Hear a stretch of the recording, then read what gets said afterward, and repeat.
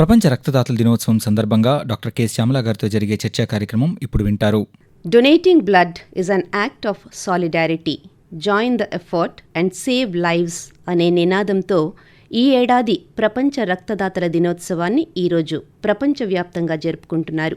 ఈ నేపథ్యంలో రక్తదాన విశిష్టతను వివరిస్తూ రక్తదానంపై అవగాహన కలిగించడానికి స్టూడియోస్లో ఉన్నారు 25 సంవత్సరాలకు పైగా అనుభవం కలిగిన డాక్టర్ కె శ్యామలాదేవి గారు. వీరితో మాట్లాడి మరిన్ని వివరాలు తెలుసుకుందాం. నమస్తే madam. Thank you so much for inviting me on this show అండి. మేడం, ముందుగా ప్రపంచ రక్తదాతల దినోత్సవం అనేది ఎందుకు జరుపుకుంటారండి? ఈ ప్రపంచ రక్తదాతల దినోత్సవము కార్ల్ ల్యాండ్స్టీనర్ బర్త్ యానివర్సరీకి సంబంధించి చేసుకుంటున్నారండి. కార్ల్ ల్యాండ్స్టీనర్ బ్లడ్ గ్రూప్ సిస్టమ్ని కనుగొన్నాడు. సో అతనిని పురస్కరించుకొని ఈ world blood donors day is being celebrated all over the world. So ఇది ఫస్ట్ 2004లో స్టార్ట్ అయిందండి. దీనికి స్టార్ట్ చేయడం కారణాలు ఏంటంటే to raise awareness about blood donation, about blood and blood components, and to thank these people, the donors, for life-saving gift of blood. ఇప్పుడు మీరు blood groups అన్నారండి. అసలు ఈ బ్లడ్ గ్రూప్స్ ఏ గ్రూప్స్ అనేది కొద్దిగా వివరిస్తారా? బ్లడ్ గ్రూప్స్ అనేవి 4 రకాలండి. గ్రూప్ని RH టైపింగ్ అని ఉంటాయి. గ్రూప్ అంటే ABO-AB, ఈ 4 గ్రూప్లో ఒక మనిషిలో ఉంటాయి. RH టైపింగ్ అంటే ఒక మనిషిని పాజిటివా నెగిటివా అని కేటగరైజ్ చేయడం. సో ఈ O positive or O group అనే ఇండివిజువల్స్ మన జనాభాలోని ఎక్కువ మంది ఉంటారు. ఫాలోడ్ బై ద AB కొంచెం రేర్ గ్రూప్ అంటాము. ఇంకా నెగిటివ్స్కి వస్తే RH నెగిటివిటీకి వస్తే నెగిటివిటీ కొంచెం ఇంకా రేర్ అవుతుంది. సో యూనివర్సల్ డోనర్ అంటే O గ్రూప్, అంటే వాళ్ళ బ్లడ్ ఎవరికైనా ఎక్కించవచ్చు అని చెప్తాము. AB గ్రూప్ అన్న వాళ్ళకి ఏంటంటే ఎవరి నుంచైనా వాళ్ళ బ్లడ్ తీసుకోవచ్చు. So O people are called the universal donors, AB people are called the universal recipients. So ఏమైనా ఎమర్జెన్సీస్లోని ఎవరికైనా AB బ్లడ్ గ్రూప్ దొరకలేదు, ఎక్కడా దొరకలేదు అంటే so you can give it as an alternate blood group, ఏదైనా అలాగా స్విచ్ ఓవర్ చేయొచ్చు. ఓకే, ఇప్పుడు RH ఫ్యాక్టర్ అన్న రిసెస్ ఫ్యాక్టర్, సో O పాజిటివ్ వాళ్ళు A పాజిటివ్ వాళ్ళకి ఇవ్వాలని ఉంటుందా? A నెగిటివ్ కూడా ఇవ్వచ్చండి. యూనివర్సల్ డోనర్స్ అన్నారు. RH factor is something totally different అండి. RHలో పాజిటివ్ నెగిటివ్ అని 2 ఉంటాయని చెప్పాను కదా. నెగిటివ్ వాళ్ళకి నెగిటివే ఇవ్వాలండి.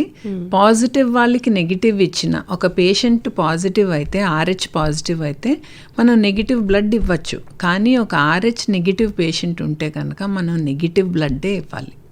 మేడం, రక్తదాన విశిష్టత గురించి, రోగికి ఏ సమయాల్లో రక్తదానం అవసరం అవుతుంది అనే దానికోసం వివరిస్తారా?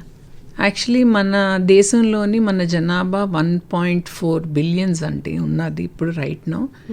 ఆ స్టాటిస్టిక్స్ తీసుకుంటే మనకి 1% పాపులేషన్ బ్లడ్ డొనేట్ చేస్తే మనకి రక్త కొరత రాదండి. ఇండియాలోని రక్త కొరత 1 మిలియన్ ఉంది. సో దీనికోసం అని అవేర్నెస్ క్యాంపెయిన్స్ క్రియేట్ చేసి బ్లడ్ డొనేషన్ అనేది మనం ఇంప్రూవ్ చేయాలి. Voluntary blood donation. ఈ వాలంటరీ అంటే ఏంటంటే నాన్ రెమ్యూనరేటెడ్ డోనర్స్, అంటే డబ్బులు తీసుకోకుండా స్వచ్ఛందంగా వచ్చి ఇచ్చిన వాళ్ళని మనం వాలంటరీ డోనర్స్ అంటాం. ఇంకొక గ్రూప్ ఆఫ్ డోనర్స్ ఉన్నారు, family donors or replacement donors అంటాం. అంటే ఫ్యామిలీ మెంబర్స్ వచ్చి మన పేషెంట్కి కావాలంటే ఇస్తారు. So government is trying to make it 100% voluntary donation. Voluntary blood donation వల్ల సేఫ్టీ ఆఫ్ బ్లడ్ పెరుగుతుంది. అంటే వాళ్ళలోనున్న ఏవైతే ఇన్ఫెక్షన్స్ అలాంటివి చూసుకుంటే పర్సంటేజ్ రీప్లేస్మెంట్ డోనర్స్తో కంపేర్ చేసుకుంటే తక్కువ ఉన్నది. సో అందుకని వాలంటరీ బ్లడ్ డొనేషన్ని మోటివేట్ చేసి క్యాంప్స్ పెట్టి ఆర్గనైజ్ చేసి increase voluntary blood donation. So WHO ఏం చెప్పింది అంటే 2020 కల్లా 100% వాలంటరీ బ్లడ్ డొనేషన్ అని ఏం పెట్టింది. బట్ ఇండియాలో ఇంకా కొరత ఉన్నదండి. 1 మిలియన్ బ్లడ్ యూనిట్ షార్టేజ్ ఉన్నది. మన పాపులేషన్లో 1% డొనేట్ చేశారంటే we can attain that 100% target. Developed కంట్రీస్లోనైతే 1000 మందిలో 9 మంది వచ్చి డొనేట్ చేస్తారండి. సో వాళ్ళకి అక్కడ సరిపోతుంది. అయితే మన దేశంలో తీసుకుంటే 1000 మందికి 36 మంది డొనేట్ చేస్తే మనం వీ విల్ రీచ్ దట్ 100%. కానీ మనకి అంత రావటం లేదు. సో మీ ద్వారా నేను ప్రమోట్ చేయడానికి blood donation awareness and to increase voluntary blood donation. రోగికి ఏ ఏ సమయాలు రక్తం అవసరం అవుతుంది? చాలా ఉన్నాయండి. సర్జికల్ కండిషన్స్, ఎవరో ఒక రోగి ఆపరేషన్కి వెళ్తున్నారు, వాళ్ళ హిమోగ్లోబిన్ తక్కువ ఉన్నది, అతనికి బ్లడ్ అవసరం పడుతుంది. సర్టన్ మెడికల్ కండిషన్స్, ఎనీమియా అంటే రక్తహీనత, ఏ రీజన్ వల్ల వచ్చింది అది ఎనీమియా అనేది, అది చూసుకుంటాం. So many medical conditions. ఎక్కువ నేను చూసింది ఆబ్స్టెటిక్ ఎమర్జెన్సీస్ అండి. అంటే ప్రెగ్నెన్సీలోని చైల్డ్ బేరింగ్ ఆ మదర్కి సడన్ బ్లడ్ లాస్ లేకపోతే రక్తహీనత ఉంటుంది. సో అక్కడ చాలా emergency need of blood obstetric కేసెస్లో కూడా చాలా ఎక్కువగా ఉంటుంది. So medical, surgical, obstetrical any emergencies or మామూలుగా ఎనీ మెడికల్ కండిషన్ వాళ్ళకి రక్తహీనత ఉన్నది అంటే వాళ్ళందరికీ అవసరం పడుతుంది బ్లడ్. ఓకే, ఎటువంటి వారు రక్తం ఇవ్వడానికి అర్హులండి? The drugs and cosmetics act has laid down certain criteria అండి ఫర్ బ్లడ్ డొనేషన్. దాన్ని వైలేట్ చేయకూడదు. So the first thing is మన బరువు 45 kg పైబడి ఉండాలి. మన హిమోగ్లోబిన్ మోర్ దెన్ 12.5 ఉండాలి. బీపీ విత్ నార్మల్ లిమిట్స్, మనకి జ్వరము ఏమీ ఉండకుండా ఉండాలి. So temperature should be normal. ఇవన్నీ ఎగ్జామిన్ చేసిన తర్వాతే ఒక డోనర్ ఫిట్ అని అనుకుంటే, ఈ క్రైటీరియా ఫిల్ అయిన తర్వాతే he is eligible for blood donation. అవి ఏవి చేయకుండాను బ్లడ్ అనేది తీసుకోమండి. ఎనీ లైసెన్స్డ్ బ్లడ్ బ్యాంక్ వెళ్తే ఇవన్నీ చూసుకొని తీసుకుంటారు. ఓకే, ఇప్పుడు యాంటీహిస్టమైన్ టాబ్లెట్స్ లాంటివి వాడుతున్న వాళ్ళు కూడా బ్లడ్ డొనేట్ చేయకూడదు అంటారు, ఇది నిజమేనండి? యాంటీహిస్టమైన్ ఎందుకంటే దానివల్ల మగతగా ఉంటారండి, నిద్ర వస్తుంది యాంటీహిస్టమిన్. సో వాళ్ళు డొనేట్ చేసినప్పుడు వాళ్ళకి ఆ నిద్ర దేనివల్ల వస్తుంది? ఒక్కొక్కసారి చిన్న చిన్న రియాక్షన్స్ వస్తాయి బ్లడ్ ఇచ్చిన తర్వాత. జనరల్గా సివియర్ రియాక్షన్స్ పెద్దగా రావు, మేబీ వస్తాయి, ఒకరికో ఇద్దరికో రావచ్చు, కానీ చాలా తక్కువ. చిన్న రియాక్షన్స్, కొంచెం వీక్నెస్ అనిపించడం, తల తిరగడం, కళ్ళు తిరగడం, ఇవన్నీ కంప్లైంట్ చేస్తారు. సో ఈ యాంటీహిస్టమిన్ ట్యాబ్లెట్ వేసుకున్నప్పుడు వాళ్ళు ఆల్రెడీ కొంచెం డ్రౌజీగా ఉంటారు. సో ఈ బ్లడ్ డొనేషన్ ఇచ్చినప్పుడు దానివల్ల తెలీదు, దీనివల్ల తెలీదు. యాంటీబయాటిక్స్ వాడుతున్నారు అని అంటే అది ఇన్ఫెక్షన్ ఉంటే బ్లడ్లో ఉన్నట్టే కదా. సో అలాంటి వాళ్ళు కూడా ఇవ్వడానికి అవ్వదు. సో అందుకే మెడికేషన్ ఏమైనా వాడుతున్నారు, ఏమైనా మందులు వాడుతున్నారు అని అంటే ఏ మందులు వాడుతున్నారు, దేనికి వాడుతున్నారు కనుక్కొని దాన్ని బట్టి దేనికి తీసుకోవచ్చు, దేనికి తీసుకోకూడదు అనేది డిసైడ్ చేస్తాం. రక్తం ఎవరు ఇవ్వచ్చు అనేది చెప్పారు, రక్తం ఇవ్వడానికి అనర్హులు అని ఎవరినైనా అనుకోవచ్చు అండి? చాలా మంది వస్తారండి బ్లడ్ బ్యాంక్కి, బ్లడ్ సెంటర్స్కి టు డొనేట్ బ్లడ్ అండి. వాళ్ళు అర్హుల అనర్హుల అనేది ఇవన్నీ చూసిన తర్వాత ఇంతకు ముందు చెప్పిన క్రైటీరియా ఫిట్ ఇన్ అయితే తీసుకుంటాను. దాంతో పాటును దేస్ అ క్వశ్చనర్ అండి, అదంతా ఆన్సర్ చేయాలి. సో బేసిక్గాను జలుబు, దగ్గు, జ్వరం, పచ్చకామర్లు ఇంతకు ముందు వచ్చిన వాళ్ళు, మలేరియా ఒక 3-4 months బ్యాక్ వచ్చిన వాళ్ళు, ఇలాంటి వాళ్ళు కొంతమంది పర్మనెంట్ డిఫరల్ అంటాము, అంటే ఎప్పటికీ ఇవ్వకూడదు. కొన్ని క్రైటీరియా, కొన్ని ఏంటంటే మలేరియా వచ్చింది 3 నెలలు దాటిన తర్వాత ఇవ్వచ్చు, లేకపోతే కుక్క కాటుకి ఇంజెక్షన్ తీసుకున్నాము 1 year వరకు ఇవ్వద్దు, ఇలాగ కొన్ని ఉంటాయండి. సో దాన్ని బట్టి అవన్నీ మేము స్క్రీన్ అడిగి డోనర్ దగ్గర ప్రాపర్ హిస్టరీ తీసుకొని అప్పుడు వాళ్ళ దగ్గర నుంచి బ్లడ్ని సేకరిస్తాం. ఓకే, పచ్చబొట్టు వేసుకునే వాళ్ళు, ఈ టాటూస్, వీళ్ళు రక్తదానానికి అనర్హులు అంటారు, ఇది నిజమేనండి? పర్మనెంట్గా వీళ్ళు అనర్హులు కాదండి. పచ్చబొట్టు వేసుకున్న 6 నెలల వరకు బ్లడ్ ఇవ్వకూడదు, తర్వాత వాళ్ళు ఇవ్వచ్చు. If they go to unauthorized centre అలాగైతే కనుక కొంచెం షార్టెన్ చేయొచ్చు, కానీ గైడ్ లైన్స్ ప్రకారము టాటూ వేయించుకున్న వాళ్ళు 6 నెలల వరకు బ్లడ్ ఇవ్వడానికి అనర్హులు. ఎన్ని నెలలకు ఒకసారి రక్తదానం చేయొచ్చండి?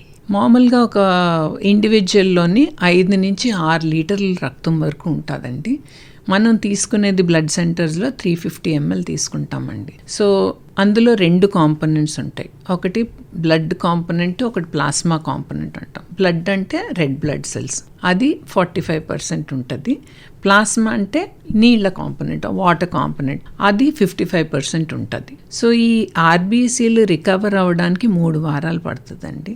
వాటర్ కాంపోనెంట్ 24 గంటలండి, మంచినీళ్ళు తాగితే మనం రికవర్ అయిపోతాం. సో అందుకని ఎవ్రీ 3 monthsకి ఒక మనిషి బ్లడ్ డొనేట్ చేయొచ్చు. ప్రతి 3 నెలలకు ఒకసారి మీరు హెచ్బి, బీపీ అన్నీ మీరు ఆ క్రైటీరియాలో ఫిట్ ఇన్ అయితే ప్రతి 3 నెలలకి ఎవరైనా డొనేట్ చేయొచ్చు. రక్తదానం చేయడం అనేది ఆరోగ్యకరం అంటారా? ఆరోగ్యకరం అండి, ఎందుకంటే మీకు కొత్త fresh blood, your bone marrow is producing good RBCs, your weight is under control, and అన్నిటికంటే హైయెస్ట్ ప్రయారిటీ అండి, మీరు ఇంకో మనిషిని కాపాడుతున్నారు. That gives a top priority for a blood donation. Okay madam, రక్తం ఇచ్చిన తర్వాత ఒక దాత తీసుకోవాల్సిన జాగ్రత్తలు ఏంటండి? మేము చెప్తాం ఏంటంటేనండి, ప్రాపర్ ఫుడ్, నీళ్ళు ఎక్కువ తాగమంటాం, fluid replacement, so that weakness ఏమీ ఉండదు అని.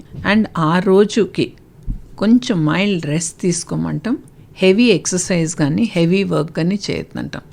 నెక్స్ట్ డే నుంచి he is back to normal activity అండి. పెద్దగా దానికి తీసుకోవాల్సిన ఎక్కువ జాగ్రత్తలు అయితే ఏమీ లేవు. It is only proper diet and fluid and no heavy exercise. ఆ ఒక్క రోజుకే, మరుసటి రోజు నుంచి అన్నీ చేసుకోవచ్చు. ఇప్పుడు బ్లడ్ క్యాంప్స్ కండక్ట్ చేస్తూ ఉంటారండి. సో చాలామంది అంటూ ఉంటారు, ఈ బ్లడ్ క్యాంప్స్ కండక్ట్ చేస్తున్నప్పుడు ఏదైతే బ్లడ్ కలెక్ట్ చేస్తున్నారో వాటిని సరిగ్గా ప్రిజర్వ్ చేయకపోవడం వల్ల మనం ఇచ్చిన రక్తం వేస్ట్ అయిపోతుంది అంటున్నారు. ఇది ఎంతవరకు నిజం అండి? ఇది బ్లడ్ ప్రిజర్వ్ చేయకపోవడం వల్ల వేస్ట్ అవ్వడం కాదండి. బ్లడ్ షెల్ఫ్ లైఫ్ అంటూ ఉంటుంది. ఒక టైప్ ఆఫ్ బ్యాగ్లో కలెక్ట్ చేస్తే, we call it the CPDA bag, దానికైతే 35 రోజులే బ్లడ్ మేము ప్రిజర్వ్ చేయగలమండి. ఇంకొక రకం దాంట్లో కలెక్ట్ చేస్తే 42 రోజులు. ఈ 35 కానీ 42 రోజులు దాటిన తర్వాత బ్లడ్ ఎక్స్పైర్ అయిపోయినట్టేనండి. మందులకి ఎలాగైతే మీకు ఎక్స్పైరీ డేట్ ఉంటుందో బ్లడ్కి కూడా ఒక ఎక్స్పైరీ డేట్ ఉంటుంది. సో 35 రోజులు కానీ 42 రోజులు కానీ, depending on the type of bag that we collect. So ఇప్పుడు క్యాంప్స్ కండక్ట్ చేసినప్పుడు 1000 కలెక్ట్ చేసాము, 2000 కలెక్ట్ చేసాము, రికార్డ్స్కి వెళ్ళాలి. ఇలా కలెక్ట్ చేస్తే నిజంగా ఎంత నీడ్ ఉంది ఆ ఏరియాకి కానీ, ఆ హాస్పిటల్కి కానీ, ఆ బ్లడ్ సెంటర్కి కానీ, దాని ఎస్టిమేట్ బట్టి కలెక్ట్ చేసుకుంటే ఈ బ్లడ్ అనేది వేస్ట్ కాదండి. నిజంగా ఆ 1000 కలెక్ట్ చేసి 1000 యూటిలైజ్ అవుతే దానంత బెస్ట్ ఇంకోటి ఉండదు. బట్ ఉత్తినే కలెక్ట్ చేసి అంత నీడు ఆ ఏరియాలో లేదు అన్నప్పుడు ఎప్పటికప్పుడు ఎంత నీడ్ ఉందో అన్ని కలెక్ట్ చేసుకొని క్యాంప్ ఇంటర్వెల్స్లో పెట్టుకుంటే అది వర్కౌట్ అవుతుందండి. జనరల్గా ఫిబ్రవరి నుంచి జూన్ జూలై వరకు కొంచెం రక్త నిల్వలు చాలా తక్కువ ఉంటాయి ఎక్కడ ఏ బ్లడ్ సెంటర్లో తీసుకున్నా. This is mainly because major population, major junk of blood donors అందరూ స్టూడెంట్స్ అండి. ఈ టైంలో పరీక్షలు, వేసవి సెలవులు ఇవన్నీ పెట్టుకొని స్టూడెంట్ పాపులేషన్ తగ్గుతుంది. అప్పుడు బ్లడ్ డోనర్స్, బ్లడ్ నిల్వలు తగ్గిపోతాయి. సో ఈ టైముల్లోని కంపెనీస్, ఆర్గనైజేషన్స్ ముందుకొచ్చి అవేర్నెస్ క్యాంప్స్ కండక్ట్ చేసి అప్పుడు బ్లడ్స్ ఇస్తే, ఆ ఇంటర్వెల్స్లోనిస్తే it is better utilised. Live blood donation, live blood అంటే ఏంటి మేడం? అది లైవ్ బ్లడ్ అంటే దేశే అంటే సినిమాల్లో చూపించినట్టు ఇక్కడ మంచం మీద పడుకోబెట్టి అటు ఎక్కించడం అనేది జరగదండి. ఎందుకంటే ప్రతి యూనిట్ ఆఫ్ బ్లడ్ ఏదైతే కలెక్ట్ చేస్తున్నామో దానికి అన్ని టెస్ట్లు చేస్తాము. మెయిన్లీ 5 టెస్ట్స్ ఆర్ మ్యాండేటరీ అండి, కంపల్సరీగా చేయాల్సింది. HIV, hepatitis B, hepatitis C, syphilis, malaria. ఏ బ్లడ్ సెంటర్ అయినా ఈ 5 టెస్ట్లు ఆ యూనిట్ మీద చేసిన తర్వాతే అది పేషెంట్కి ఎక్కించడం జరుగుతుంది. సో ఈ లైవ్ డొనేషన్ అని అంటే అది ఫ్రెష్ బ్లడ్ అని లెక్కండి. సో ఫ్రెష్ బ్లడ్ ఏంటంటే ఒకప్పుడు ఒక యూనిట్కి ఒక పేషెంట్కే పనికొచ్చేది. ఇప్పుడు ప్రెజెంట్ సినారియోలోని టెక్నాలజీ ఇంత ఇంప్రూవ్ అయిన తర్వాత 1 unit of blood saves 3 lives అండి. సో ఒక యూనిట్ నుంచి రెడ్ బ్లడ్ సెల్స్ తీసుకుంటాము, ఫ్రెష్ ఫ్రోజన్ ప్లాస్మా తీసుకుంటాము, క్రయోప్రెసిపిటీ, ఇవి 3 తయారు చేస్తాం, ప్లేట్లెట్స్ తయారు చేస్తామండి. సో ఏ పేషెంట్కి అయినా డెంగ్యూ సీజన్ వచ్చిందనుకోండి, ప్లేట్లెట్ కౌంట్ పడిపోతుంది, వాళ్ళకి ఒక్క ప్లేట్లెట్ ఇవ్వచ్చు. ఈ బ్లడ్ సెల్స్ ఉన్నవి ఎనీమియా పేషెంట్కి ఇవ్వచ్చు. ఇంకొక పేషెంట్ ఇంకో కారణంతో ఏ లివర్ డిజీజ్తోనో బ్లీడింగ్ ఏదో అవుతుంటే ఈ ఫ్రెష్ ఫ్రోజన్ ప్లాస్మా ఇవ్వచ్చు. సో ముగ్గురిని మీరు డిఫరెంట్ ఇండివిజువల్స్ని, ఒక రక్తహీనత ఉన్న పేషెంట్కి, ఒక లివర్ డిజీజ్ ఉన్న పేషెంట్కి, ఒక డెంగ్యూ పేషెంట్కి ఒక మనిషి రక్తదానం చేస్తే 3 సేవ్ అయ్యారండి. సో కాంపోనెంట్ థెరపీ వచ్చిన తర్వాత ఈ live donation or the concept of fresh blood అనేది పోయింది. ఏంటంటే anything which is less than 5 days old is called fresh blood అండి. సో కాంపోనెంట్స్ అన్ని అవైలబుల్గా ఉన్నాయి. ఒకప్పుడు ఏంటంటే ఇవి లేనప్పుడు మీ నుంచి తీసుకొని టెస్టులు చేసి ఫ్రెష్గా ఇచ్చేవారు. ఎందుకంటే అందులో ప్లేట్లెట్స్ ఉంటాయి, కోగులేషన్ ఫ్యాక్టర్స్ అవన్నీ ఉంటాయి ఫ్రెష్ బ్లడ్లో, కాబట్టి ఇచ్చారు. ఇప్పుడు టెక్నాలజీ ఎంత ఇంప్రూవ్ అయిందంటే సెపరేట్ చేసి అన్నీ స్టోర్ చేస్తాం. సో ఏ కాంపోనెంట్ కావాలంటే ఆ కాంపోనెంట్ ఇవ్వచ్చు. So the concept of fresh blood or మీరు అన్నట్టు లైవ్ డోనర్ అనేది యాజ్ ఆఫ్ నవ్ ఇంక లేదండి. బ్లడ్ బ్యాంక్స్ లోకి వెళ్ళి మనం బ్లడ్ తీసుకోవాలనుకుంటాం, అప్పుడు ఎక్స్చేంజ్ లో మనం ఒక బ్లడ్ ఇవ్వాలి. అది సేమ్ గ్రూప్ ఇవ్వాలంటారా, లేకపోతే దానికి పాటించాల్సిన నియమ నిబంధనలు కానీ రూల్స్ కానీ ఏమన్నా? అదేమి అలాగేమీ లేదండి. ఇట్ డిపెండ్స్ ఆన్ అక్కడ ఉన్న బ్లడ్ స్టాక్స్ బట్టి. ప్రతిరోజు స్టాక్స్ మారిపోతాయండి. ఎందుకంటే ఈ రోజు నా దగ్గర ఏ పాజిటివ్ ఉన్నదంటే రేపు ఆ గ్రూప్ ఉండకపోవచ్చు, ఎందుకంటే 2-3 పేషెంట్లకి ఇచ్చేసి ఉండొచ్చు. సో జనరల్ గాను ఎవరు అంత ఇన్సిస్ట్ చేయరు అన్లెస్ అంటిల్ అదేదో రేర్ గ్రూపు లేకపోతే ఆ పర్టిక్యులర్ గ్రూపు ఆ బ్లడ్ సెంటర్లో అవైలబుల్గా లేకపోతే అప్పుడు అడుగుతారండి సేమ్ గ్రూప్ కావాలని. లేదు అంటే ఏ గ్రూప్ ఇచ్చినా కూడా వాళ్ళ దగ్గర ఉన్న ఒక టెస్టెడ్ స్క్రీన్డ్ యూనిట్ని తీసి పేషెంట్కి ఇస్తారు. సో బ్లడ్ సేఫ్టీ అనేది చాలా టాప్ ప్రయారిటీ బ్లడ్ సెంటర్స్లోని. రక్తదానం అనేది ఒక ప్రాణాన్ని రక్షించడమే కదా మేడం. దీని గురించి యువతలో కానీ మీరు ఇందాకన్నట్టుగా విద్యార్థుల్లో కానీ ప్రతి ఒక్కరిలోనూ దీని గురించి అవగాహన పెంపొందించాలి. దానికోసం ఎవరెవరు ఎటువంటి కార్యక్రమాలు చేపట్టాలి, అసలు అవగాహన పెంపొందించాలి అంటే ఏం చేయాలి అనేది వివరిస్తారు? యాక్చువల్గా ఈ అవగాహన పెంపొందించడానికి ద ఫస్ట్ థింగ్ ఇస్ అండి, స్కూల్ లెవెల్ నుంచి కూడాను ఇంపార్టెన్స్ ఆఫ్ బ్లడ్ అనేది పిల్లల్లో నేర్పించాలండి. వాళ్ళకి 18 ఏళ్ళు నిండిన తర్వాత వాళ్ళు ఏజ్ 18 నుంచి 65 ఏళ్ళ వరకు బ్లడ్ డొనేట్ చేయొచ్చండి. 18 ఏళ్ళు పైబడిన వెంటనే వన్స్ దే కంప్లీట్, పేరెంట్స్ కూడాను మా అబ్బాయో అమ్మాయో బ్లడ్ ఇచ్చేస్తే నీరసం అయిపోతారు అని అనుకుంటాను. 18th బర్త్డేకి వాళ్ళకి బ్లడ్ డొనేషన్ ఇస్తే బాగుంటుంది, నువ్వు ఒక మనిషిని కాపాడుతున్నావు అనే అవగాహన పిల్లల్లోని పెంచితే ఐ థింక్ ఈ రక్త కొరత అనేది మన ఇండియాలోనే కొంచెం తగ్గుతుంది. రెండోది ఏంటంటే వీ హ్యావ్ మల్టిపుల్ ఆర్గనైజేషన్స్ అండి. అంటే ఫర్ ఎగ్జాంపుల్ మన సిటీలో తీసుకుంటే స్టీల్ ప్లాంట్ అని లేకపోతే కోరమాండల్ అని కానీ any organization for that matter చాలా మంది ఎంప్లాయీస్ అందులోనే ఉంటారు. సో అట్ ఇంటర్వెల్స్ ఇందాక చెప్పినట్టు క్యాంప్స్ కండక్ట్ చేస్తూ ఉంటే voluntary blood donations, I think voluntary ఇది 100% వాలంటరీ డొనేషన్ అచీవ్ చేయగలుగుతాం మనం ఇందులోని. మెయిన్ ఏంటంటే అవేర్నెస్ అండి. అంటే ఎవరు బ్లడ్ ఇవ్వచ్చు, బ్లడ్ ఇస్తే నీరసం అయిపోతామా, ఈ అపోహలతో చాలా మంది ఇవ్వరు. అది కాస్త మనం టు ద గ్రౌండ్ లెవెల్కి తీసుకెళ్తే I think more people will come forward for blood donation అండి. అందుకే ఈ సంవత్సరం world blood donors day 14th June every year ఒక థీమ్తో వస్తుందండి వరల్డ్ హెల్త్ ఆర్గనైజేషన్. ఈ ఇయర్ థీమ్ ఏమో 20 years of celebrating giving, thank you blood donors. So అంటే 2004లో start చేసి 2024 ఇప్పుడు ఉన్నాము.